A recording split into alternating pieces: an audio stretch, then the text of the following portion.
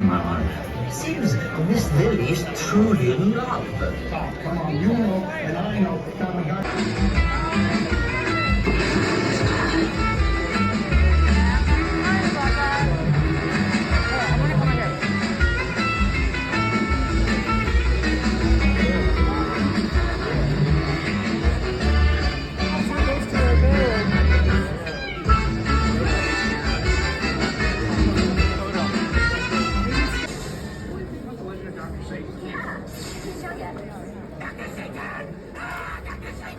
Most horrifying and shocking tale of carnage ever seen. What? You'd stick your head in the fire if I told you you could see him. Dr. Satan. Stupid kids probably got themselves lost.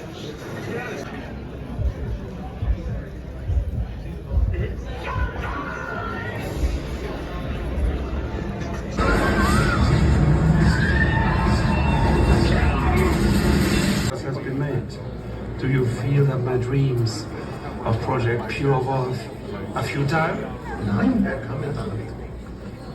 This project, it's fit. Do you understand what I'm saying? The German people. I really want to watch. Rob Zombie unleashes a unique vision of a legendary tale.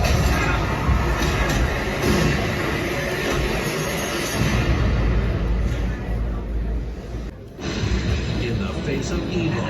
It's Dr. Satan! Only that ain't make my candies crit. Dr. Satan?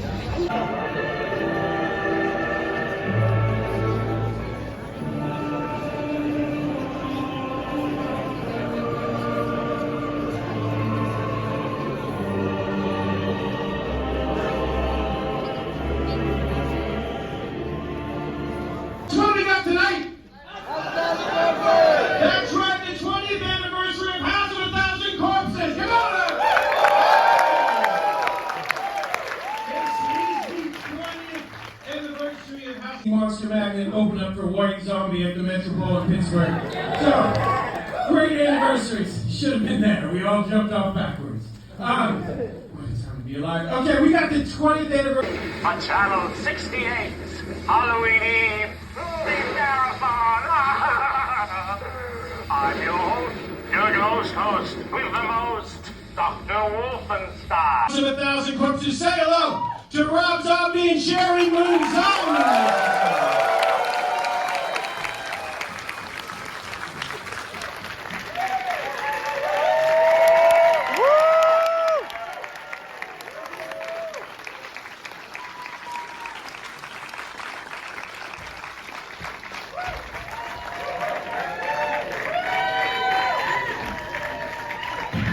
Hello. Woo! Thanks for coming out 20 years late. So you had done music videos, you did film-based music video, like Faster Pussycat themed, or like Caligari with Living Dead Girl. But this was your first film, and there's major first film energy that's unrepeatable. So can you talk a little bit about embarking on this after a music video career?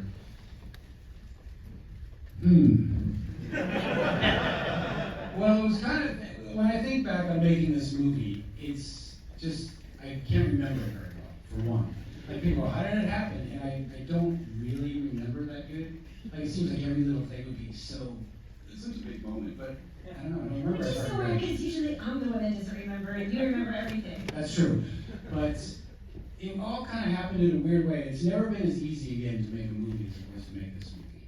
Because I had lunch with this guy, his name is Sheri. He manages Madonna and YouTube, and he's like, oh, what do you want to do? I was like, I want to make a movie. He's like, I'm going to set you up a meeting with this guy at Universal. I go to like one meeting, he's like, what's your idea? Of which I didn't have an idea at the time. So I quickly gave the world's worst pitch for this movie. He's like, okay. And then we were like making this movie. And it was like, oh, is it really that easy? And it's not. And it never would be again. And ever, unfortunately. But yeah, suddenly we were like on the Universal lot making this fucking crazy movie, and it was all good. and then they saw the movie, and it was not all good. Yeah, I mean, I think with the first movie, well, there's a lot of reasons for that. I had a real paranoia of it just being boring, and just wanting people, you know, so I would always try and throw some new thing in there. And also, when we got kicked out of Universal and shut down, the movie wasn't really finished. So Be in a movie? Seriously, that's what I thought. I just didn't think that's how it happened.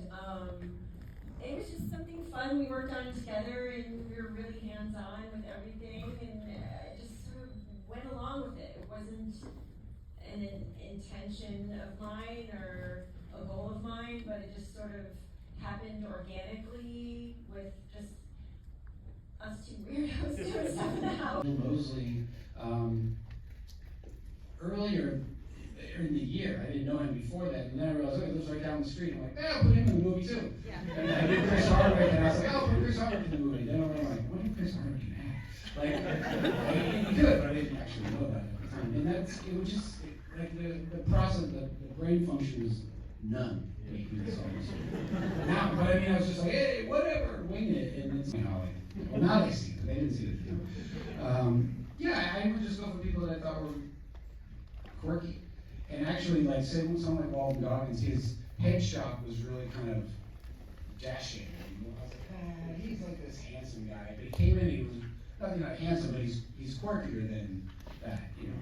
I was like, oh, he's great. You know, his accent and everything, he's kind of brings an odd spin to it. And could we talk a little bit, this is the 18th year, I think, this year, that we start the year with Marx Brothers, New Year's Eve, start the year. We can talk a little bit how the Marx Brothers and all the names. That's what I wanted to feel like, those films. But of course, there's clips from like Old Dark House and things, which we love. It's just to be funny here. I have not watched this movie with sound in 20 years, and neither Sheri hasn't watched it any which way in 20 years. And we're up there watching it, and she's like, that's how it ends? She's like, wait, Patrick's falling drives up. Yeah, well, I remember that. I didn't remember Bill peeking out of the car. I knew Aaron crawled out from the straw hole, but I didn't remember. I didn't. Sorry.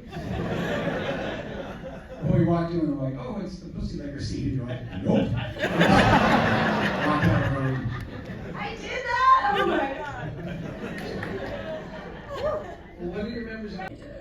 That's the way it is.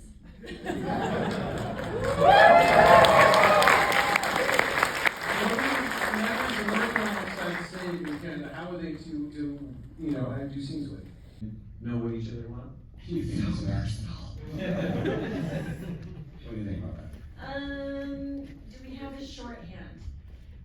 1, 2. I don't know. I would say it's more of a longhand in the sense that Sheri has to suffer through every phase of the movie with me. Because I'm writing it, and she reads it, and then I change it, she's like, I'm not going to read it anymore until you're done changing it. Because I memorize it already. Yeah, and I'm like, oh, that's sounds scripted. And then she has to suffer through me bitching that I hate everyone at the studio and they're all fucking assholes and fuckers day after day for and then I have to years. be nice to them when I see them. So it's Because they don't know that she knows everything that I know. I hate them. oh my god, you're such assholes. They got the worst thing and it's worse. No, there's some nice people. Like, They're nice Lionsgate, people, we're but like, yeah, Lionsgate were cool. I don't want them to get a complex. They're very cool. I mean, anyway, her having to deal with me is a drag. Because it's a long, drawn-out process. Like, The Monsters was 5 years of hell to get it made.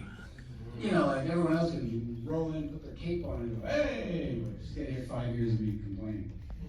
And then you show up and you give an incredible performance in The Monsters, which I just love.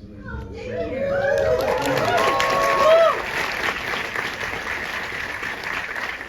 you. Well, that's kind of more like what it's like now. On this movie, it wasn't, because everybody was just getting to know each other.